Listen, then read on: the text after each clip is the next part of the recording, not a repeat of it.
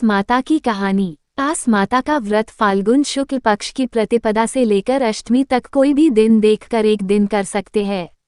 व्रत के दिन आस माता की कहानी सुनी जाती है। आस माता की कहानी या आस माता की कथा। आस माता की कथा सुनने से कष्टों का निवारण होता है और सुख सौभाग्य की प्राप्ति होती है।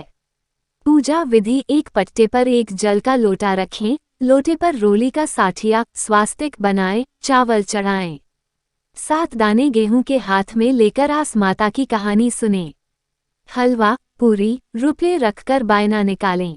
सासू जी के पैर छूकर दें और बाद में खुद जीम लें। अगर किसी के बेटा हो या विवाह हो तो आस माता का उज्जमन कर 7 जगह 4 पूरी और हलवा रखकर उसके ऊपर एक नारियल और रुपये रखकर हाथ फेर कर सासू जी के पैर छू रख दें। आस माता की कहानी। एक गांव में एक असलिया रहता था। वह आस माता का भक्त था। वह चौसा खेला करता था और वह हारे या जीते पर ब्राह्मणों को जिमाता था। एक दिन उसकी भाभियां बोली कि तुम तो हारो या जीतो दोनों पर ब्राह्मण जिमाते हो, ऐसे कब तक चलेगा, और उसे घर से निकाल दिया। वह घर से निकलकर शहर में चला गया। तब आस माता के व्रत का दिन आया। वह आस माता का व्रत कर पूजा करने बैठ गया।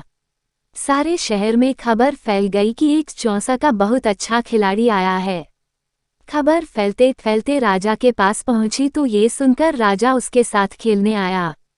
राजा चौसा में असलिया से हार गया। वह असलिया के खेल से इतना प्रभावित हुआ कि उसने अपनी बेटी का विवाह उससे कर दिया और राज्य का उत्तराधिकारी बना दिया। अब वह राजा बन गया और राज करने लगा। उधर जब से असलिया अपने घर से आया था तब से वहां धन धान्य की कमी हो गई और घर में अन्न की कमी पड़ गई। इसलिए वह भी नगर में आ गए। उसकी भाभियां उसे ढूंढने निकल गई। वहां उन्होंने सुना कि एक आदमी जुए में राजा से जीत गया। तब वो उसे देखने के लिए गए। वहां उसकी मां ने उससे कहा कि मेरा बेटा भी यहीं पर जुआ खेलता है, हमने उसको घर से निकाल दिया था। वह बोला, माताजी मैं ही तुम्हारा बेटा हूँ, तुम्हारी करनी तुम्हारे साथ, मेरी करनी मेरे साथ।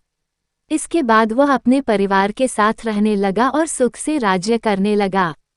हे आस माता, जैसा असलिया को दिया वैसा सबको देना।